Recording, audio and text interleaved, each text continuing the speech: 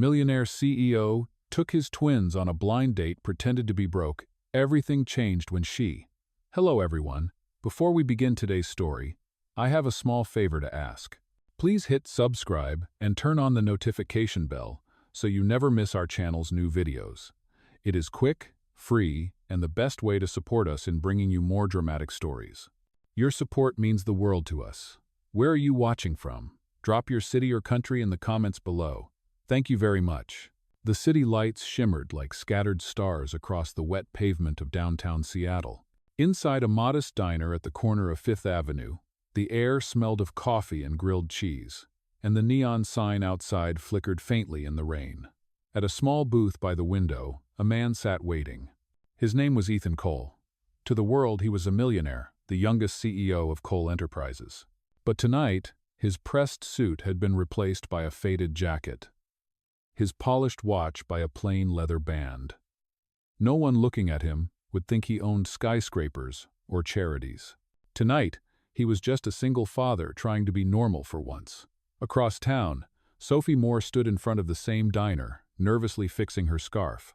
Her friend Clara had set her up on this blind date, insisting, "He is a mechanic, humble but kind. Just give him a chance." Sophie had not been on a date in 3 years. Her job as an elementary art teacher left her little time or confidence. Taking a breath, she pushed open the door, greeted by the soft hum of the jukebox. The bell above the entrance chimed, and Ethan looked up. Their eyes met for the first time. Sophie smiled awkwardly. "Hi, you must be Ethan," she asked. "I am Sophie." Ethan hesitated for a heartbeat, then smiled gently. "Yes, I am. Nice to meet you." His voice was calm, deep, unhurried. Sophie slid into the booth across from him, her coat damp from the rain. "I am sorry if I am late," she said. "The traffic was terrible." Ethan shook his head. "You are right on time." There was a short silence. She studied him, the rough hands, the gentle eyes, the faint oil stain on his sleeve. He really did look like a man who fixed cars for a living. And in that simple truth, she felt strangely comfortable. Ethan cleared his throat. "Do you come here often?" "No." She laughed softly. "Too fancy for my teacher salary." He smiled, remembering the line from a movie his daughter loved. For the first time in months, he felt human again. The waitress approached, setting down 2 mugs of hot chocolate. "For you and your kids," she said with a grin, nodding toward the door. Sophie turned just as 2 small figures burst into the diner. A boy and a girl, twins about 6 years old, both with curly dark hair and bright brown eyes. "Daddy!" they shouted in unison, running toward Ethan. Sophie froze, half laughing in surprise. Ethan caught them both in his arms, whispering, "Easy, easy. Say hi politely." The boy grinned up at Sophie. "Hi, I am Liam, and this is Lily. Are you Daddy's friend?" Sophie blinked, her heart melting at the sight. "I guess I am," she said. Ethan looked up, embarrassed. Their babysitter canceled last minute. "I hope you do not mind if they join us." She shook her head, smiling. "Not at all." The twins slid into the booth beside their father, chattering about pancakes and cartoons. The rain outside softened to a drizzle. For a moment, it did not matter that Ethan was pretending to be someone else, or that Sophie had no idea who he really was. What mattered was the quiet warmth filling that small booth, the sound of laughter, the clinking of mugs, and a promise yet to be broken. The rain outside the diner slowed to a soft drizzle that shimmered under the city lights, leaving streaks on the wide window beside their booth. Inside, the warmth of the small space wrapped around the 4 of them, creating a calm that Ethan had not felt in years. Sophie sat across from him, smiling as the twins stirred whipped cream into their hot chocolate. "You have wonderful children," she said quietly, her voice soft but genuine. Ethan looked at his kids with a gentle pride that gave him away despite the simple clothes and the oil stains on his sleeves. "They are my whole world," he replied. "We have been through a lot together." Sophie nodded. "You can see it in the way they look at you." Lily giggled as Liam tried to blow on his cocoa and ended up splashing a drop onto the table. Sophie laughed and reached for a napkin. "You remind me of my students," she said warmly. "They have that same spark." Ethan tilted his head. "You are a teacher?" "Art teacher," she answered, smiling. At Maplewood Elementary. That explains the kindness, he said quietly. The twins began to color on the paper placemats with crayons the waitress had dropped off. Lily held up her drawing. Look, Daddy! It is us! The picture showed 3 stick figures holding hands under a rainbow. Ethan's chest tightened. He brushed her hair back gently. It is perfect.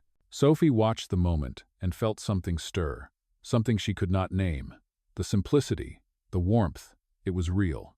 Not expensive, not staged, just honest. The dinner stretched longer than planned. They ordered pancakes and fries to share, and laughter became easier, lighter.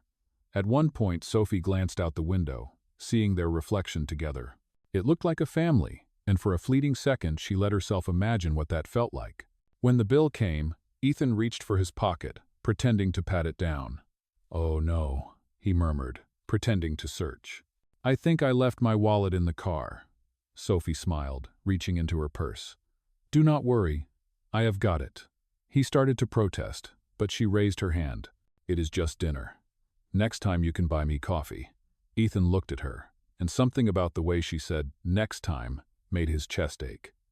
She did not care about money, not even a little. As she handed over a $10 bill to the waitress, he silently took note of it. That moment would stay with him. Outside, the air smelled of wet asphalt and the faint scent of rain-soaked pine. Ethan walked Sophie to her car, the twins skipping in puddles ahead of them. "They are full of energy," she said, laughing. "I can tell you are doing something right." Ethan smiled. "They lost their mom when they were 3, he said gently. Sophie's smile faltered. "I am sorry." "It is all right," he said. "They do not remember much, and I try to give them both the love of 2 parents. That is brave," she said softly. "Not everyone could do that." He shrugged. "You just do what you have to do." At her car, she hesitated before opening the door. "Thank you for dinner," she said. "I did not expect to meet someone real." Ethan's lips curved slightly. "I could say the same." The twins hugged her legs goodbye, and Sophie waved as she drove away, her taillights fading into the night rain. As the sound of her car disappeared, Ethan crouched beside his children. "You two did great tonight," he said. "You think she liked Daddy?" Lily asked, tilting her head. Ethan chuckled. "Maybe a little." "Good," Liam said firmly, "because she laughed at my pancake joke." Ethan laughed softly, lifting them both into his arms. "That is the best sign of all." The next morning, sunlight spilled through the blinds of their small house on the edge of town. The kitchen smelled of toast and scrambled eggs.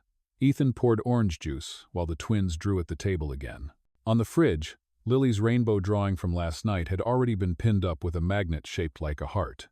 As they ate, Liam asked, "Daddy, do you think Miss Sophie will come over again?" Ethan smiled, sipping his coffee. "Maybe, but we should not rush." "Can we help?" Lily asked eagerly. "We can make her a gift." "A gift?" Ethan raised an eyebrow. "What kind of gift?" Lily thought for a second, then held up her wrist where a small beaded bracelet glittered faintly in the morning light. "A bracelet like this. You can give it to her and tell her it means a promise." Ethan froze, his mind flashing back to the words he had told them last week before agreeing to the blind date. If Daddy ever smiles because of someone's kindness, that means Daddy has to keep his promise. His voice softened. "Dad's promise," he whispered.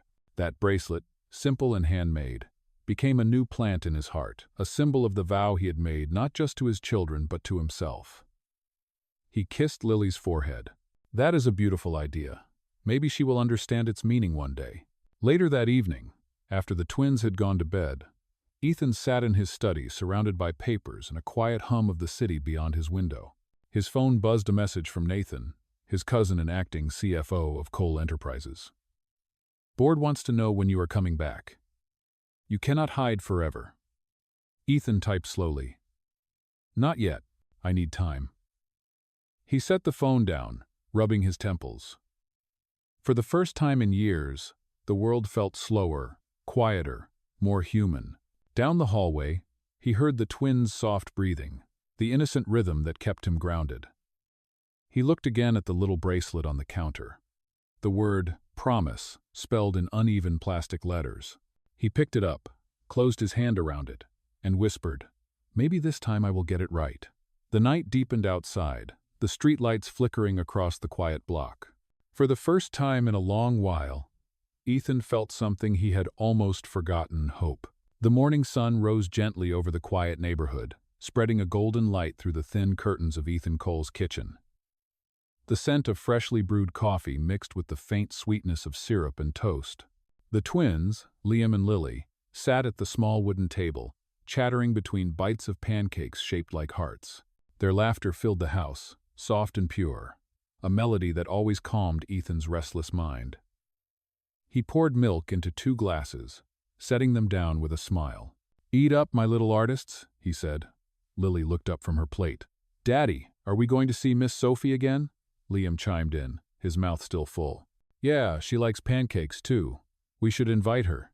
Ethan chuckled quietly, wiping his hands on a dish towel. "We will see. People are busy, and I do not want to bother her." Lily tilted her head, her small hands gripping the edge of the table. "But you smiled more after we met her," she said simply. Ethan paused, caught off guard by the innocence of her words. He had smiled, truly smiled, for the first time in years. He nodded softly. "Maybe we will see her again." That afternoon, while the twins napped, Ethan sat in the small living room with his laptop open. On the screen glowed the official letterhead of Cole Enterprises, a company that still carried his name, even though he had been away for almost 8 months. The message from Nathan was waiting in his inbox again. "The investors are asking questions. The board is losing patience. You cannot keep living like this."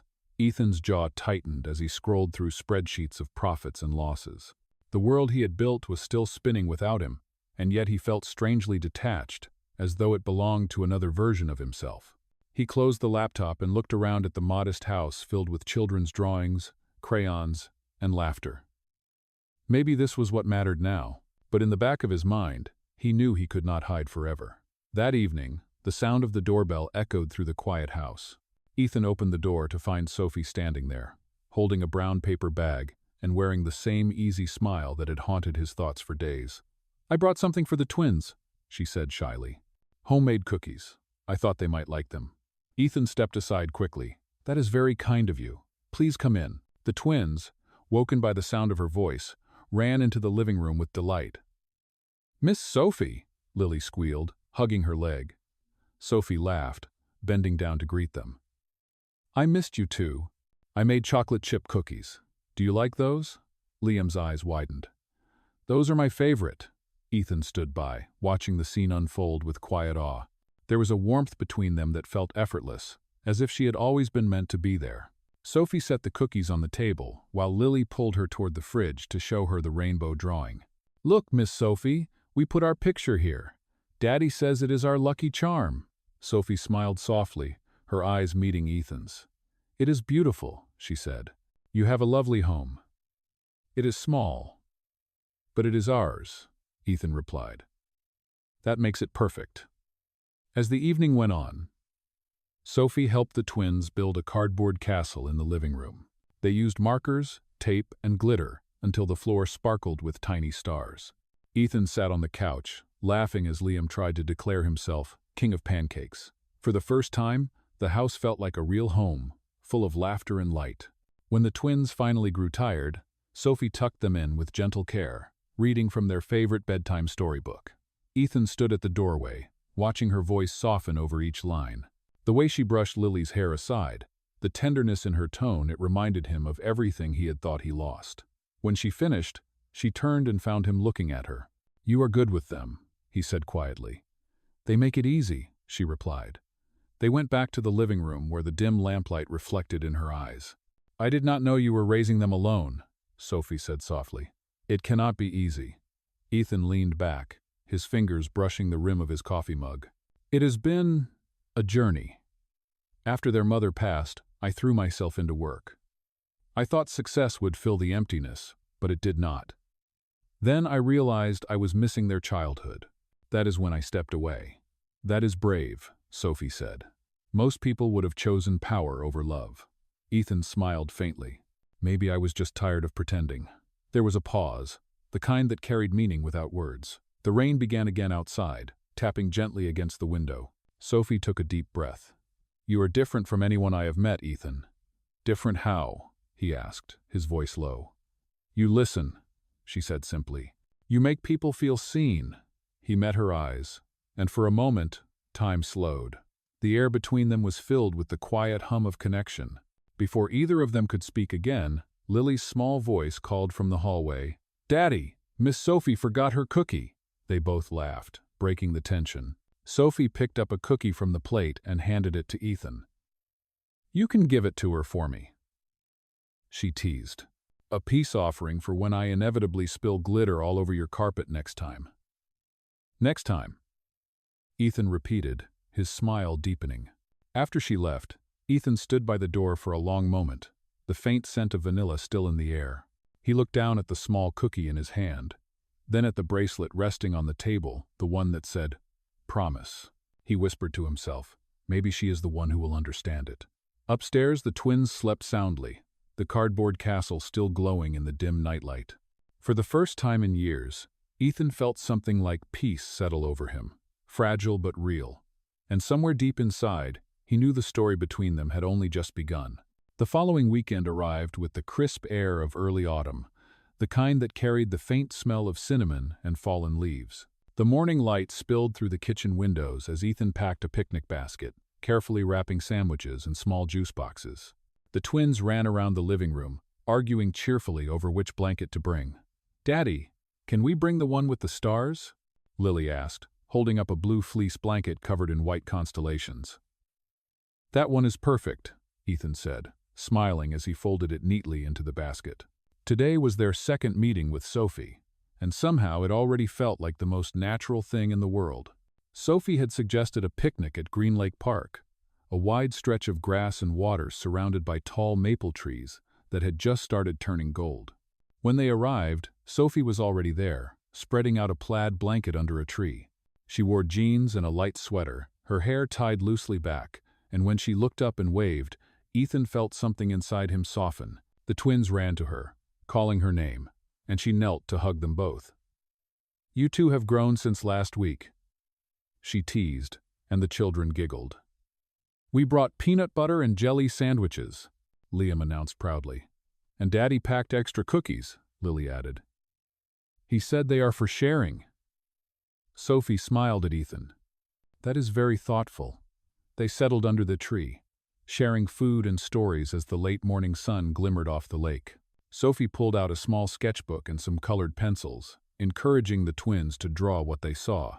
Draw what makes you happy, she told them. Lily began to draw the lake with ducks floating in the water, while Liam sketched a rocket flying over their picnic. Ethan watched her interact with his children, her patience, her laughter, the way she made them feel seen. It reminded him of how his late wife used to sit with them before bedtime, reading or drawing together. But this was different. Sophie's presence did not fill a void. It created something new, something gentle and alive. After lunch, they walked along the trail that wound around the water. Lily held Sophie's hand, pointing at the boats, while Liam ran ahead with a stick, pretending it was a sword. You are very good with them, Ethan said as they walked side by side. They adore you. They are wonderful kids, Sophie replied. They make it easy to care. Still, he said, you did not have to spend your weekend with us. Most people would rather relax or go shopping. Maybe I needed this more than I realized, she said softly. It is nice to be around something real. Ethan glanced at her, hearing the faint ache in her tone. Rough week? She nodded. One of my students' families got evicted. The little girl was so worried about her dog that she stayed behind when the movers came.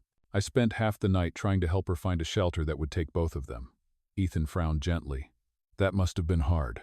It was, Sophie said. But it reminded me why I teach. Sometimes kindness is the only thing we can give. Her words lingered, echoing something inside him that he had been trying to remember. They stopped by the water's edge, watching sunlight dance on the ripples. Sophie turned to him. Ethan, can I ask you something? What did you do before you started working at the garage? He hesitated, his hand tightening around the strap of the picnic basket. A little bit of everything, he said finally. Business, mostly. But it stopped feeling right, so I walked away. That must have taken courage, she said. Most people would cling to success, even if it made them miserable. Ethan smiled faintly. Maybe I was one of those people. But my kids needed me more than my title did. Sophie nodded, her eyes soft. They are lucky to have you. The twins returned, holding a handful of wildflowers they had picked from the edge of the trail. For you, Miss Sophie, Lily said, handing her the bouquet. Sophie's smile widened. Thank you. These are beautiful. She tied the stems with a ribbon from her hair and placed them in her sketchbook. Now I will always remember today. They spent the rest of the afternoon lying on the blanket, watching clouds drift by. Liam pointed at one shaped like a dragon, while Lily said she saw a castle. Ethan and Sophie shared quiet laughter, the kind that grows in comfort, not excitement. It was simple, perfect. As the sun dipped lower, painting the sky in amber and rose, Sophie began to pack up the food. We should head back before it gets cold, she said. The twins have school tomorrow. Ethan helped her fold the blanket, their hands brushing for a moment. The brief contact made them both pause, aware of the connection neither dared to name. On the drive home, the twins fell asleep in the back seat, their heads resting against each other. Sophie sat in the passenger seat, gazing out the window as the trees blurred past. Thank you for today, she said softly. I needed to believe that days like this still exist. Ethan looked at her, his voice low. Then maybe we should make more of them. When they reached her apartment building, she turned to him before stepping out. Ethan, whatever you did before, whatever you are doing now, it does not matter to me. I see who you are with them, and that is enough. He wanted to tell her the truth then, to confess everything, the company, the fortune, the lie, but the words stuck in his throat. Instead, he nodded. Good night, Sophie. Good night, Ethan, she said, closing the door gently. He watched her disappear up the steps, then looked at his sleeping children in the rearview mirror. The bracelet on Lily's wrist glowed faintly in the dim light, the word promise catching his eye. He whispered, I am trying, my love. I really am. As he drove away, the city lights flickered in the distance, and for the first time, he began to wonder how long he could keep the truth hidden before the world, and Sophie found out who he really was. The following Saturday morning came bright and clear, the kind of morning that smelled of dew and fresh-cut grass. Ethan stood by the window of his small house, tying his shoelaces while the twins darted around behind him, arguing about which sneakers were faster. Mine are the fastest in the world, Liam declared, jumping in place. No, mine are, Lily countered, twirling proudly. Ethan laughed. Both of you are faster than me, and that is all that matters. The sound of the doorbell interrupted their chatter. When he opened the door, Sophie stood there, her hands full of grocery bags and a bright smile on her face. I thought I would stop by and make breakfast. You promised you would teach me how to flip pancakes without burning them. Ethan grinned. You remembered. She stepped inside, and the twins cheered. Miss Sophie, Pancake Day. They quickly cleared the small kitchen table while Ethan helped Sophie unpack the groceries. You did not have to do all this, he said. I wanted to, she replied simply. You and the kids have been such a bright spot in my week. It is nice to do something that feels like home. The word lingered in the air like sunlight through a window home. Sophie mixed the batter while Lily stood on a chair beside her, stirring carefully with a wooden spoon. Ethan poured coffee and watched her quietly. The way she moved through the kitchen felt so natural, as if she had always belonged there. Do not overmix it, he teased. That is the secret. Sophie smirked. Oh, I see. So you are an expert chef now? Professional pancake flipper, he said, lifting the pan dramatically. The twins burst into laughter. They spent the next half hour cooking and laughing, with a few pancakes landing less than gracefully on the counter. When breakfast was finally ready, they all sat together, syrup dripping from the edges of their plates. Best pancakes ever, Liam said with his mouth full. Sophie laughed, wiping his cheek. That is because you helped. As they ate, Ethan could not shake the warmth that spread through his chest. It was the kind of peace he had not known since before his wife passed away, the peace of being surrounded by laughter, kindness, and love without expectations. After breakfast, Sophie helped clean up while the twins played in the backyard. Through the window, they could see the children running through the grass, chasing bubbles that floated in the golden morning light. They are incredible, Sophie said softly. You have done an amazing job, Ethan. He shook his head modestly. I just try to keep up. You have done more than that, she said. You gave them joy. Ethan smiled faintly but did not answer. Instead, he leaned against the counter and looked out at the yard. For a long moment, neither spoke. Then Sophie broke the silence. I know I said it does not matter what you did before, but I still wonder sometimes. You are not like anyone I have ever met. Ethan's heart skipped. Why do you say that? Because you look at the world like someone who has seen too much of it, she said, and still chooses to be kind. Her words landed gently, but deeply. He wanted to tell her everything, to confess that he was not a mechanic, not an ordinary man struggling with bills, but the CEO of a company she had probably seen on billboards. But then Liam's laughter echoed from the yard, and Ethan swallowed the truth again. Maybe that is because of them, he said. They teach me more about life than I ever could teach them. Sophie smiled, but there was something thoughtful in her gaze. I think you are teaching me too. In the afternoon, they decided to take the twins to a nearby community fair. The small park was alive with bright tents, music, and the smell of popcorn. The twins ran ahead to a booth filled with balloons, shouting with excitement. Daddy, can we ride the carousel? Lily pleaded. Of course, Ethan said, buying 4 tickets. The carousel spun under strings of lights, and Sophie held Lily while Ethan rode beside Liam, their laughter blending with the cheerful music. For that moment, time slowed. The sunlight glinted off Sophie's hair, and Ethan thought she had never looked more beautiful. Afterward, they stopped by a photo booth, squeezing together as the camera flashed. The printed strip showed them all laughing, Ethan, Sophie, and the twins framed perfectly like a family. Sophie tucked the photo carefully into her purse. A perfect memory, she said. As the fair wound down, the children grew tired. Lily fell asleep in Sophie's lap on a park bench while Liam leaned against Ethan's shoulder, clutching a small stuffed bear he had won. The air grew cooler, carrying the scent of roasted nuts and rain in the distance. You know, Sophie said softly, days like this make me forget everything else, the stress, the bills, the loneliness. It feels like the world slows down long enough to breathe again. Ethan looked at her, his voice quiet. That is what I wanted for them, for all of us. You are doing it, she whispered. The sky darkened slowly, and thunder rumbled far away.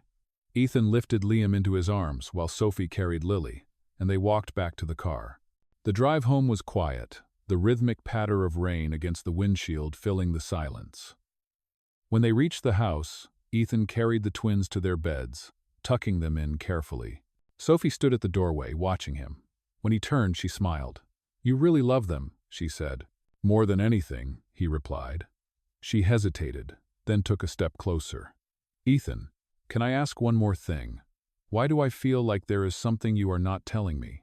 His breath caught, but before he could answer, thunder cracked outside, and the lights flickered. He looked away, searching for the right words. Maybe there are things I have not been ready to share, he said finally. But none of them change how I feel about you. Sophie studied him for a long moment, her expression softening. Then tell me when you are ready, she said quietly. She placed her hand gently on his arm, and the warmth of her touch lingered long after she left that night. As the door closed, Ethan stood in the quiet house, listening to the rain and the faint hum of the twins' steady breathing down the hall. The photo from the fair sat on the kitchen counter, and beside it lay the small bracelet that read, Promise. He picked it up, his heart heavy and full all at once, whispering to himself, I will keep it. I swear I will. Outside, lightning flashed briefly across the sky, illuminating the reflection of a man who was no longer just a CEO in hiding but a father, and a man learning to love again. Sunday arrived quietly, with pale light streaming through the curtains and the smell of coffee filling the kitchen. Ethan stood by the counter, reading an email on his phone while the twins colored at the table. The message was from Nathan again, short but sharp. The board has voted to call an emergency meeting. You have 72 hours to return, or they will move forward without you. Ethan stared at the screen for a long moment, his jaw tightening. He had known this day would come eventually, but not like this, not when his life finally felt simple, peaceful, and real.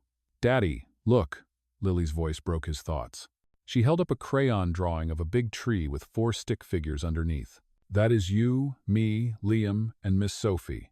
Ethan smiled, forcing himself to set the phone face down. "It is beautiful, sweetheart. We will hang it right here." He pinned it to the fridge with a small heart-shaped magnet beside the photo from the fair. The drawing reminded him of everything he stood to lose if the truth came out the wrong way. He had built this fragile happiness on silence, and now that silence was beginning to crack. Later that morning, Sophie arrived with a basket of muffins and a bright smile, unaware of the storm inside him. "Good morning," she greeted. "I hope I am not too early." "Never," Ethan said, his voice soft. "You are just in time. The kids have been waiting all morning." The twins cheered, running to hug her, and Sophie laughed. "I brought blueberry muffins, still warm." They gathered in the backyard under the shade of the old oak tree. The twins chased Bubbles while Ethan and Sophie sat on the porch steps, sipping coffee. The day was warm, but the air felt different to Ethan, heavier, charged with the weight of what he could no longer hide. "You are quiet today," Sophie said gently. "Something on your mind?" Ethan hesitated, his fingers tracing the rim of his mug.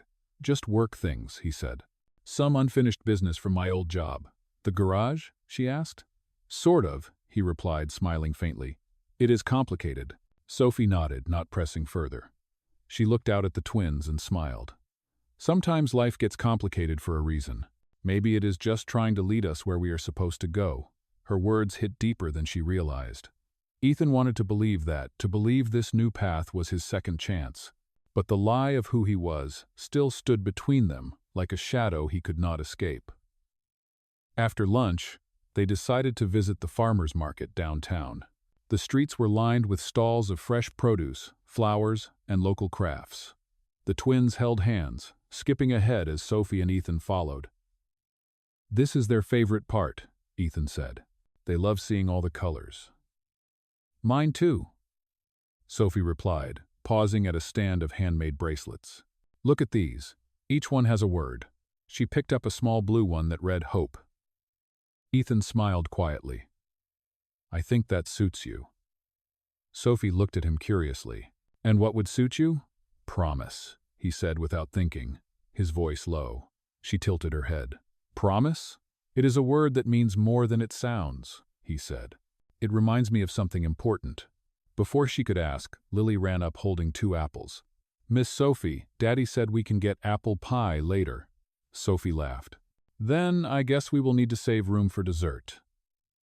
As they walked through the market, a gust of wind blew through the square, scattering flyers and napkins. One of the papers caught against Sophie's leg, and when she reached down to grab it, her eyes froze. It was a business magazine cover, slightly crumpled, but clear enough to see. The title read, "Cole Enterprises Reclaims Leadership CEO Ethan Cole to Return." She blinked, her stomach tightening as she looked at the photo. It was Ethan, her Ethan, wearing a suit, and standing before the glass headquarters she had passed 100 times downtown. Her hand trembled as she turned toward him. He was helping Liam tie his shoe, unaware that his world had just shifted.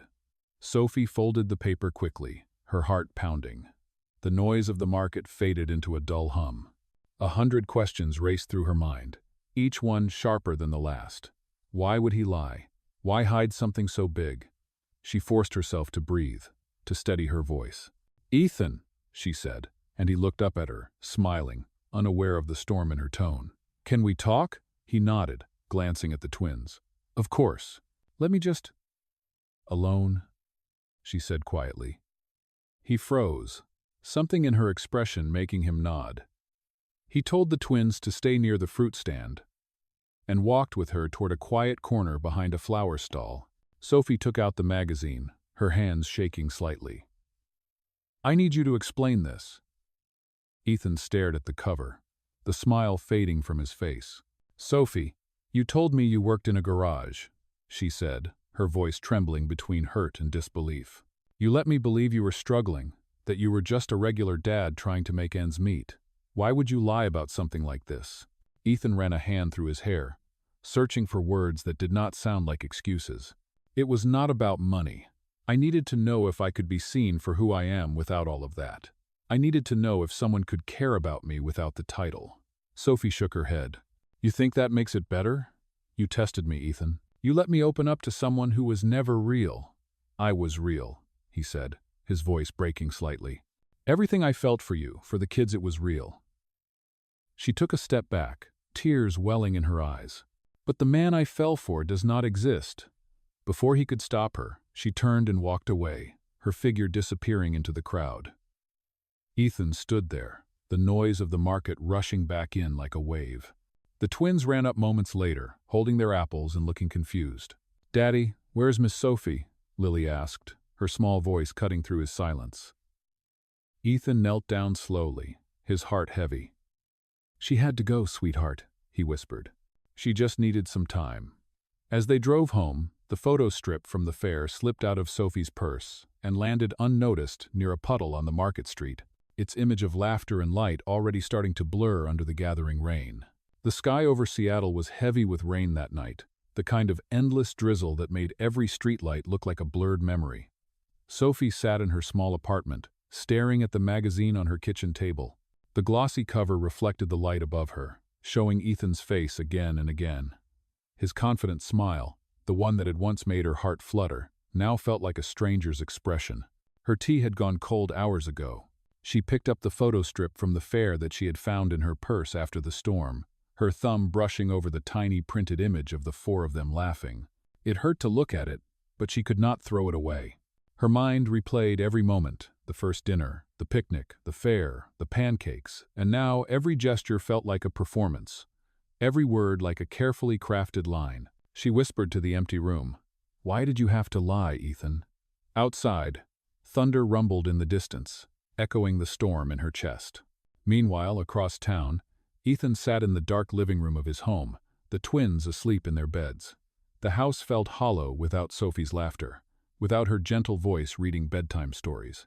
On the table beside him lay the same magazine Sophie had seen, its edges damp from his hand. He had tried calling her, but every attempt ended with silence. The guilt sat heavy on his shoulders. He told himself he had lied to protect something fragile, but now he saw the truth. He had lied because he was afraid. Afraid that once the mask fell, the man underneath would not be enough. The twins' drawings covered the walls, reminders of the joy she had brought into their lives. He closed his eyes and heard Lily's voice from earlier that evening. "Daddy, when will Miss Sophie come back?" He had knelt beside her bed, smoothing her blanket. "Soon, sweetheart," he had said, though the words felt hollow. "She just needs some time." "Did she get mad at you?" Lily had asked innocently. Ethan had smiled weakly. "Maybe a little." "You should say sorry," she said matter-of-factly, turning to her stuffed bear. "Mommy said sorry always fixes hearts." The innocence in her voice had cut through him like a blade. He had promised himself he would fix this, no matter what it took. The next morning, Ethan woke early and dropped the twins off with his sister, explaining that he had some things to take care of. He drove to the city, the skyline rising gray against the mist. At the school where Sophie taught, the halls smelled faintly of paint and chalk. Children's laughter echoed down the corridor, but when he reached the art room, it was empty except for the hum of fluorescent lights. A young teacher passing by stopped. "Are you looking for Miss Moore?" she asked. Ethan nodded. "She took a personal day," the woman said kindly. "She has not been herself lately." Ethan thanked her and walked back out into the rain, his heart sinking. He stopped by the flower shop on the corner, the same one where Sophie had once bought wildflowers for Lily. He picked out a simple bouquet, white daisies and pale pink roses. Nothing extravagant, just something honest. He placed the bouquet on the passenger seat beside the bracelet that read, "Promise," and drove toward her apartment. When he arrived, he hesitated outside her door, water dripping from his coat. He could hear faint music from inside soft piano, the kind that carried sadness in every note. He knocked once, twice, no answer. He waited another moment, then placed the flowers gently by the door. "I am sorry," he whispered, his voice barely audible. "I should have trusted you with the truth." Inside the apartment, Sophie stood frozen by the door, her hand hovering over the handle. She had heard the knock, but could not bring herself to open it. When she finally did, the hallway was empty except for the flowers resting on the floor. A single drop of rain clung to one of the petals. She picked them up slowly and found a small card tucked inside.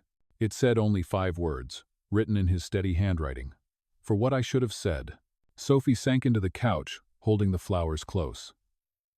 For the first time since she found out, she allowed herself to cry not out of anger, but out of loss. She still loved him. That was the hardest part. Days passed. Ethan returned to the company headquarters to attend the emergency board meeting. The glass towers of Cole Enterprises rose high and cold, a world far removed from the warmth of his little house and the laughter of his children. Nathan met him in the lobby with a smirk. "Welcome back, cousin. You look different. Domestic life suits you." Ethan ignored the jab. "Let us get this over with." Inside the boardroom, the members spoke of numbers, investors, and deadlines, their words dull and metallic. But Ethan's mind kept drifting to Sophie, to the way she had looked at him that last day. When the meeting ended, Nathan approached him. "The company needs your full commitment again. No distractions." Ethan looked him in the eye. "Then it will have to wait," he said. Nathan frowned. "You cannot just walk away again." "Watch me," Ethan replied quietly, turning toward the elevator. He drove straight from the office to the community arts center where Sophie volunteered on weekends. The parking lot was nearly empty except for a few cars. Through the large windows, he saw her inside, helping a group of children paint paper lanterns. Her smile was faint but real, the light catching on the edge of her hair. For a long moment, Ethan just watched, his heart twisting with both pride and regret. Then Lily's voice echoed in his memory again. "Say sorry, Daddy. Sorry fixes hearts." He took a breath and stepped inside. The door chimed softly as he entered. Sophie looked up, surprise flashing in her eyes. The room fell quiet, except for the sound of brushes against paper. Ethan held the small bracelet in his hand, the one that said, "Promise." "I had to see you," he said quietly. Sophie's eyes filled with emotion, her fingers tightening around the paintbrush. "Why now, Ethan?" He took a step closer. "Because I finally realized what keeping a promise really means. It means telling the truth, even when it hurts." She looked at him for a long time, her expression unreadable. Then one of the children tugged on her sleeve. "Miss Sophie, can we light the lanterns now?" She smiled faintly. "In a minute, sweetheart." She turned back to Ethan. "We are painting lanterns to remind ourselves that light always finds its way back," she said softly. "Maybe it will find you too." He nodded, his voice low. "I hope so." When he left, the sky had cleared, and through the window behind him, Sophie watched the lanterns glow softly in the twilight, tiny flickers of light rising toward a sky that was finally free of rain. The following week drifted by slowly, each day carrying the heavy stillness of things unsaid. Ethan went through the motions of work, meetings, and phone calls, but his mind was always somewhere else. Every time he closed his eyes, he saw Sophie's face in the glow of those lanterns, her eyes both forgiving and distant. At home, the twins sensed the change, even if they did not understand it. The laughter that once filled the rooms came in smaller bursts, softer and more careful. One evening, as Ethan tucked them into bed, Lily held up her little bracelet, the one that said, "Promise." She looked at him seriously.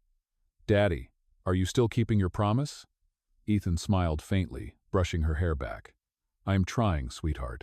"Does that mean you will bring Miss Sophie back?" Liam asked from his bed. Ethan hesitated. "I hope so," he said quietly. After they fell asleep, he sat by the window with a notebook open in front of him. It was filled with sketches the twins had made, notes he had written to himself, and one page where he had written Sophie's name over and over, like he was afraid to forget it. Outside, the city lights shimmered against the wet pavement. He realized he had spent his whole life chasing power, but now he would trade it all for one simple thing, her trust. The next morning, Ethan drove to the community art center again. He knew Sophie would be there on weekends. This time, he did not come empty-handed.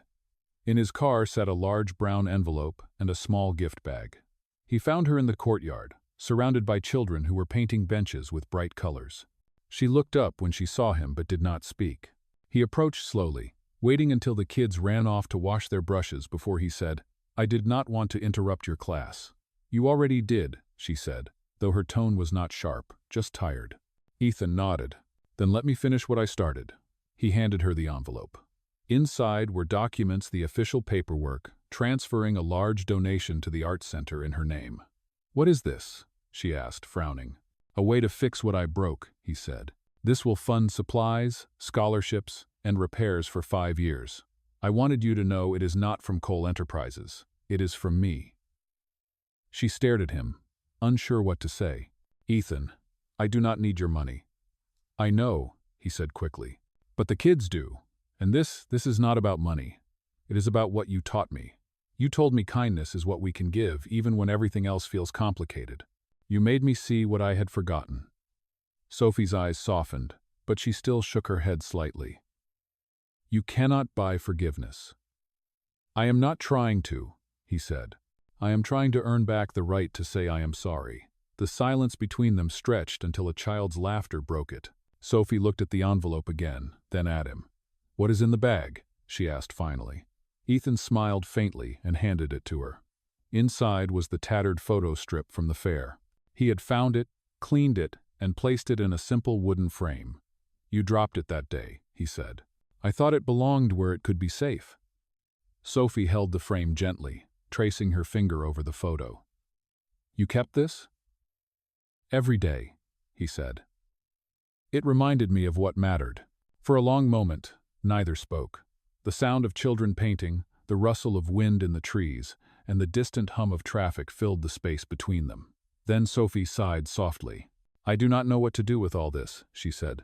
You hurt me, Ethan. You made me question everything I believed about you.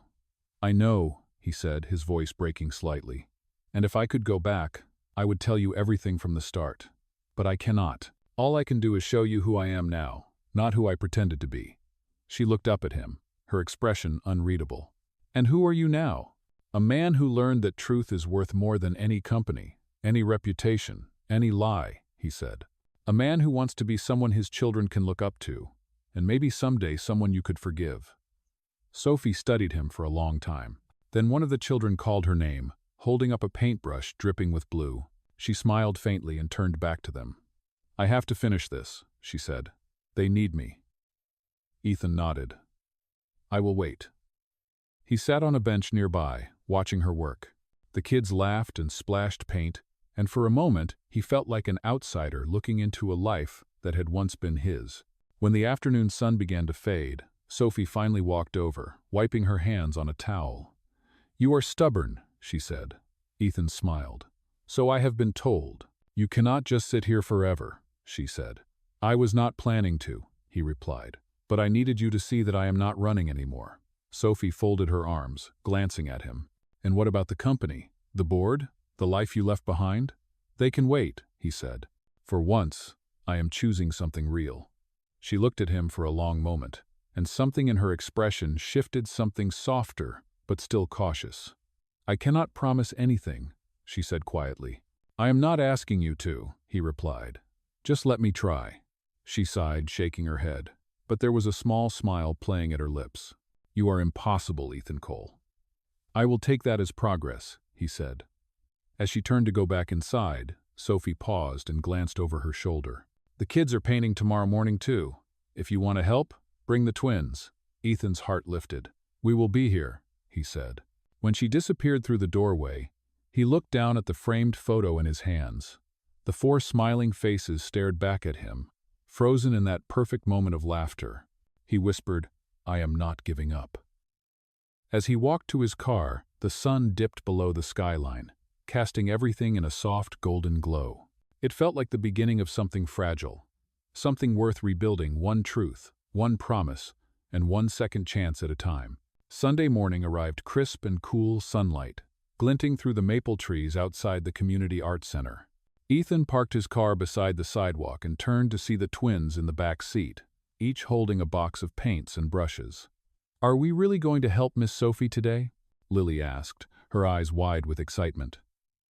We are, Ethan said with a smile. But remember, this is her class, so we listen and follow directions, all right? Liam nodded eagerly. I will be the best painter ever. Ethan chuckled and helped them out of the car. As they walked toward the entrance, Sophie was already there, unlocking the door.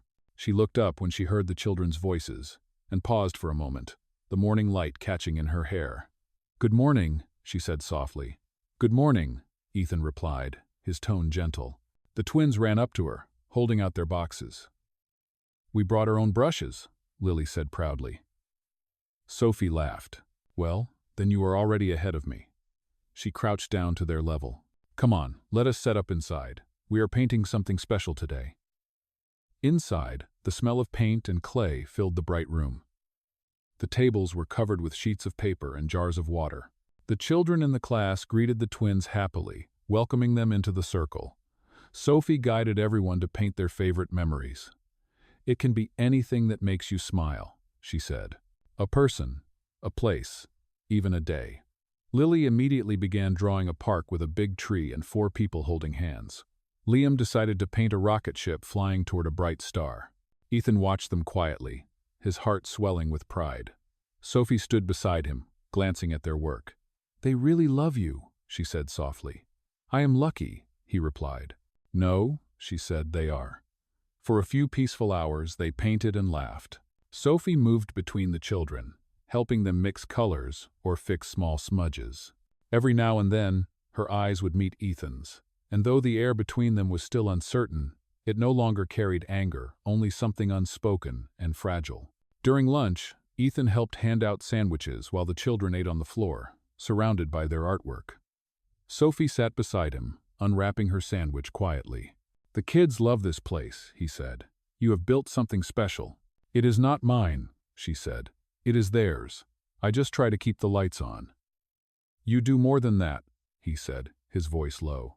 You give them something most people never find a place to feel seen. She looked at him, her eyes softening, and for a moment, the walls between them began to fade. Just then, a group of parents arrived to pick up their children, filling the room with chatter. One of them, a middle-aged woman in a bright red jacket, looked at Ethan curiously. Excuse me, she said, walking closer. You are Ethan Cole, right? From Cole Enterprises? The words froze in the air. Sophie turned, her expression tightening slightly. Ethan hesitated, then nodded. Yes, but I am just here to help today. The woman smiled. I thought so. My husband invested in your company. It is amazing to see someone like you doing community work. She turned to Sophie. You are lucky to have such a famous volunteer. Sophie forced a polite smile. Yes, we are. The woman waved and left, but the atmosphere in the room shifted. The twins looked confused, sensing something off. Daddy, what did she mean? Liam asked quietly. Nothing important, buddy, Ethan said gently. When the class ended and the children left, the silence that followed was heavy. Sophie began cleaning the brushes, her movements brisk. I thought today would just be about the kids, she said. Ethan sighed. I did not know she would recognize me. I swear I did not plan that. I know you did not, she said, but it still changes things. He stepped closer. Why? Because it reminds me that we come from different worlds, she said. No matter how much I want to forget that, moments like this bring it all back. Sophie, he said quietly, I do not care about any of that. I left that world behind because I wanted something real with you. She turned, her voice trembling. You can leave it behind for a day, maybe even a month, but you cannot erase who you are, Ethan. People like that woman will always see you as someone important, someone untouchable, and people like me, we are just passing through your world. That is not true, he said, his voice firm. You are the only person who has ever made me feel grounded, human. Without you, all of that means nothing. Sophie looked at him, her eyes full of emotion. Then prove it. Not to me, but to yourself. Ethan opened his mouth to speak, but she shook her head. You cannot keep running from who you are, Ethan. If you really want a second chance, you have to face it. She picked up the last paintbrush and placed it in the jar. Go fix what you left broken. The rest will have to wait. He stood there, silent, watching her walk to the door. For a moment, he considered arguing, begging her to believe him, but something in her tone told him she was right. Maybe redemption was not just about love, it was about truth, about courage. When he finally spoke, his voice was steady. I will fix it, he said. I promise. Sophie paused at the doorway and turned back to look at him.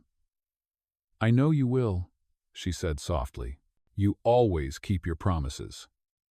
When she left, the room was filled only with the faint smell of paint and the sound of the clock ticking on the wall. Ethan looked down at the table where the twins' drawings were drying. Lily's picture showed 4 people under a tree holding hands. Across the top, in her uneven handwriting, she had written one word: family.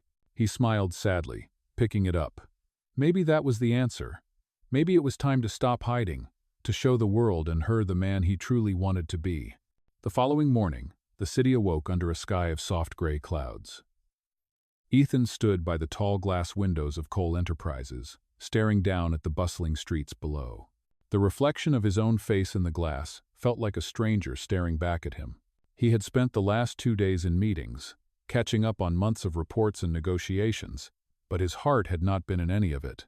Every signature, every financial projection felt hollow without the warmth of the life he had found outside these walls.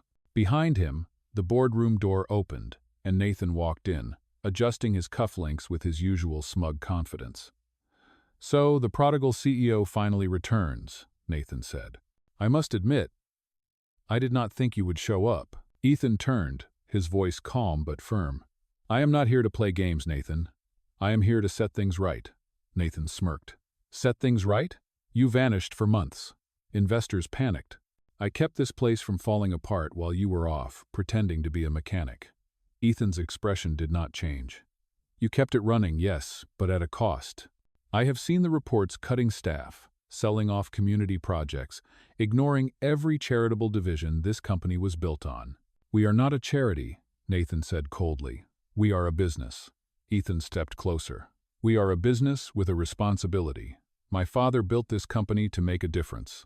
You turned it into a machine that chews people up for profit. That ends now." Nathan laughed softly. "You think the board will back you after your little disappearing act? You have lost their trust, Ethan." Ethan reached into his jacket and placed a folder on the table. "Then maybe this will remind them who I am." Nathan frowned, opening the folder. Inside was a detailed proposal to restructure the company, restoring the employee programs, the community partnerships, and the art education fund that had been shut down. "You are reinstating all of this? It will cost millions," Nathan snapped. "It will save our soul," Ethan said. "And it is already approved." "Approved by who?" "By the majority vote," Ethan said simply. "While you were busy trying to replace me, I met with the senior board members. They agreed this company needs its heart back." Nathan's face went pale. "You went behind my back?" "I went around your greed," Ethan said. "Effective immediately, you are relieved of your position." Nathan slammed the folder shut, his voice rising. "You cannot fire me." Ethan met his glare without flinching. "I just did." The tension between them hung heavy in the air. Nathan stared at him for a moment longer, then gave a bitter laugh. "You think this makes you some kind of hero? You have no idea how fragile this empire really is." Ethan's eyes softened, but his voice remained steady. "Then maybe it is time it stopped being an empire." Nathan stormed out, the door slamming behind him. Ethan stood alone in the silence that followed, his heart pounding not from anger but from clarity. He walked to the window again, looking out at the city that stretched endlessly beyond the glass. For the first time, he saw it not as something he owned, but as something he could serve. That night, he returned home late. The twins were already asleep, their small shoes lined neatly by the door. He walked quietly through the house, stopping by their room. Lily was curled up with her stuffed rabbit, and Liam had fallen asleep, clutching a crayon in his hand. Ethan knelt beside them, brushing a stray hair from Lily's face. "I kept my promise today," he whispered. "I fixed what I could." In the morning, he made pancakes, something they had not done together in weeks. The smell of butter and syrup filled the kitchen, and the twins came running in, laughing. "Daddy, you are making pancakes," Lily said. "That means it is a happy day," Ethan smiled. "It is a new start," he said. As they ate, his phone buzzed on the counter. He ignored it at first, but when it buzzed again, he glanced at the screen. It was a message from Sophie. It read simply, "I heard what you did. The Art Center received the funding. Thank you." His chest tightened, a mixture of relief and longing washing over him. He typed back, "It was the right thing to do." After a pause, she replied, "I know. The kids were talking about you today." He stared at her message for a long time before writing, "Can we talk?" The reply took several minutes, but when it came, it was short and clear. Meet me at Green Lake Park tomorrow at 3. The next day, Ethan stood at the park where it had all begun, the place where laughter had once filled the air. Where Sophie had first looked at him, not as a stranger, but as someone who might matter. The autumn leaves rustled gently in the breeze, golden and warm. Sophie arrived a few minutes later, her hair pulled back, a scarf wrapped around her neck. She looked calm but cautious. "You came," she said. "You asked me to," Ethan replied. They stood in silence for a moment, the sounds of distant children playing blending with the soft hum of the city. Finally, Sophie spoke. "I heard about the changes you made. The company, the programs. You did not have to do that." "Yes, I did," Ethan said. "Because that was part of the promise. Not just to you, but to my kids, to myself. I needed to fix what I broke." "And now?" she asked. "Now," he said, "I want to build something honest. No more pretending, no more masks." She studied him for a long time, her expression unreadable. "You really meant what you said, did you not?" "Every word," he said softly. "But it is not enough unless you believe it too." She looked down, then slowly reached into her coat pocket. She pulled out the small bracelet that said, "Promise." "Lily gave this to me last week," she said. "She said it was for when I was ready to forgive you." Ethan's breath caught. "And are you?" Sophie smiled faintly, tears glimmering in her eyes. "I am trying," she said. "And maybe that is a start." The wind rustled through the trees as Ethan took the bracelet gently from her hand and placed it back around her wrist. "Then let us start here," he said quietly. They stood together beneath the golden trees, the world around them finally beginning to feel right again, one promise kept and one heart slowly learning how to trust once more. The late afternoon sun shimmered gently over Green Lake Park as Sophie and Ethan stood facing one another, the quiet between them soft but alive.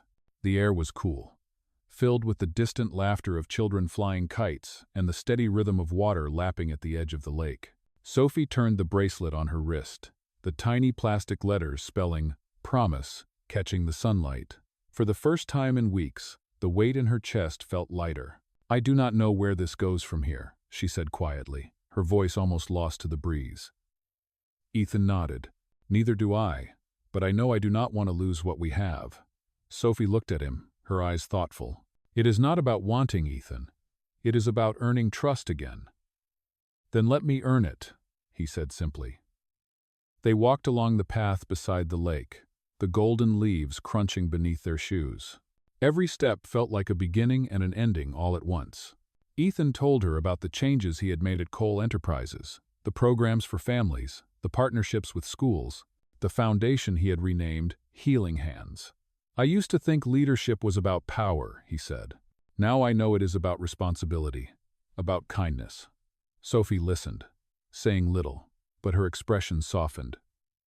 "It sounds like you have been doing some healing of your own." Ethan smiled faintly. "Maybe you started that."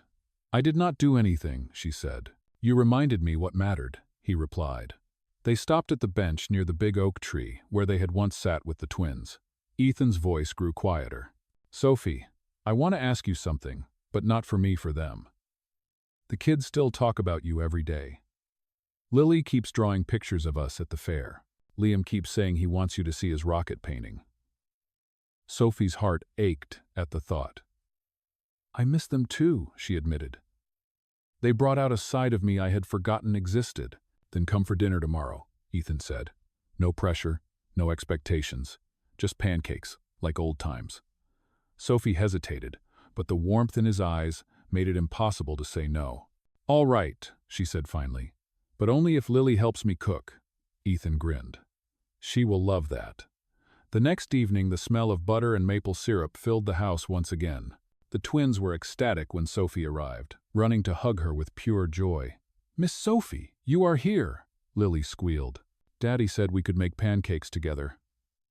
Sophie laughed, kneeling down to hug them both. "Well, I came prepared. I brought chocolate chips." Liam gasped dramatically. "You are the best." The kitchen soon turned into a cheerful mess flour dusted across the counter, giggles echoing with every flip of the pan. Ethan stood at the stove, pretending to be serious while the twins and Sophie competed over who made the perfect pancake. For the first time since everything had fallen apart, The house felt whole again. Later, they all sat at the table, eating their creations. Lily's pancake was shaped like a heart, and she proudly pointed it out. "This one is for Miss Sophie." Sophie smiled. "It is beautiful. It is our promise pancake," Lily said matter-of-factly. Ethan looked at Sophie across the table, and she felt her throat tighten. That word promise seemed to follow them everywhere. After dinner, the twins curled up on the couch, watching their favorite cartoon. Sophie and Ethan cleaned the kitchen quietly. "You did a good job with them," Sophie said. "They are happy." Ethan rinsed a plate, his voice soft. "I am just trying to give them a life where love feels safe." Sophie nodded, drying the dishes. "They are lucky to have you." "I am the lucky one," he said. "They saved me from myself." She turned to look at him, her gaze lingering. The way he said it, the honesty in his tone, it no longer sounded like the voice of a man pretending. It sounded like truth. "Do you ever think about the night we met?" she asked. Ethan smiled. "Every day. I thought I was fooling everyone, but really, I was the one being tested." "By who?" "By life," he said simply. Sophie laughed softly. "I guess we both failed that first test." "Maybe," he said. "But we learned." The twins had fallen asleep before the movie even ended. Ethan carried Liam to bed while Sophie lifted Lily, tucking her under the blanket. Lily stirred and mumbled sleepily, "Miss Sophie, do not go." Sophie's heart melted. She brushed the little girl's hair back. "I will see you soon, sweetheart." "Promise?" Lily murmured, half asleep. Sophie smiled, whispering, "Promise." When they stepped out of the room, Ethan lingered in the doorway, watching the children breathe peacefully. "You belong here," he said quietly. Sophie looked down the hall, then back at him. "That is a big word." "So is family," he replied. "And you are part of ours, whether you know it yet or not." She felt tears gather, but blinked them back, not trusting herself to speak. Instead, she walked to the window, looking out at the night sky. The stars shimmered faintly above the city lights. "You know," she said softly, "for the first time, I think I can see where this might go." Ethan joined her by the window. "And where is that?" She smiled. "Somewhere honest." He reached for her hand, not forcefully, just enough for their fingers to brush. She did not pull away. They stood there for a while in silence, listening to the distant hum of the city, the ticking of the clock, and the soft rhythm of the children's breathing down the hall. It was quiet, fragile, but real. A promise rebuilt, not through words, but through presence. Outside, the wind carried the faint scent of rain, but this time, it did not feel like a storm approaching. It felt like renewal, like the world had finally taken a deep breath and exhaled peace. The next morning, sunlight streamed through the curtains, painting soft gold lines across the kitchen floor. The house was quiet except for the faint hum of the refrigerator and the chirping of birds outside. Sophie woke to the smell of coffee and the distant sound of Ethan's voice, low and gentle, speaking to the twins. She blinked sleep from her eyes and smiled faintly when she realized she was still on the couch, a blanket draped over her. The night before had been simple and peaceful, the kind of calm that felt rare and precious. She stretched, the faint ache in her shoulders reminding her how long she had been up laughing and talking. From the kitchen came a burst of giggles, followed by Ethan's mock scolding. "Liam, the goal is to pour the batter, not wear it." "It was an accident," Liam protested, his voice full of laughter. Sophie stood and walked to the kitchen doorway, leaning against it quietly. Ethan looked up and smiled when he saw her. His sleeves were rolled up, and there was flour on his arm, but his expression was warm. "Good morning," he said softly. "I made coffee." "Good morning," she replied. "Looks like you have a little chaos going on." "The best kind," he said, turning back to the stove. Lily ran up to Sophie with a grin. "Miss Sophie, we are making breakfast again. Daddy said it is our new Saturday rule." Sophie knelt to tie the girl's shoelace that had come undone. "That sounds like a perfect rule." When they sat down to eat, it felt effortless, like they had always been a family. Lily told a story about her school art project, while Liam explained how he wanted to become an astronaut so he could paint the stars from space.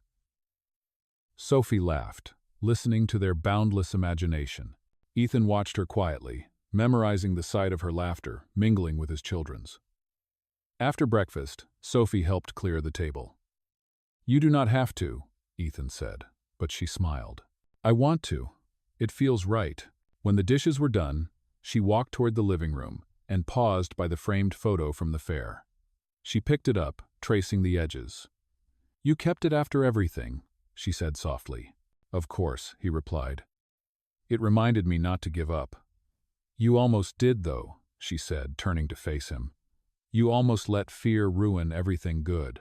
I know, Ethan said, but I learned something. Love is not about control or perfection. It is about showing up, even when you are scared. Sophie looked at him for a long moment before whispering, You are starting to sound like one of my students. He laughed, the sound deep and warm. Then maybe I am finally learning something useful.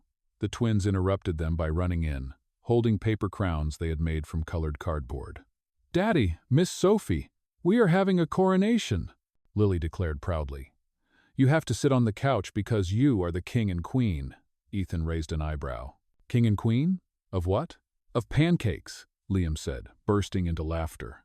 Sophie sat beside Ethan as the twins placed the crowns on their heads and bowed dramatically. For a moment, everything was laughter, sunlight, and love. It was the kind of happiness that felt like home. Later that afternoon, after the twins went outside to play, Sophie and Ethan sat on the porch, sharing quiet conversation.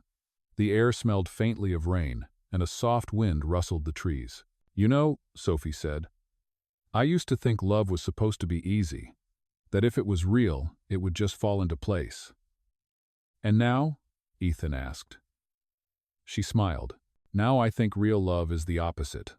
It is work, forgiveness, and patience. It is choosing to stay even when it is hard. That sounds like something Lily would say, he teased. She is wiser than both of us, Sophie said. They fell into a comfortable silence. After a moment, Ethan spoke again, his tone thoughtful. The company has been running smoother lately. The new programs are working.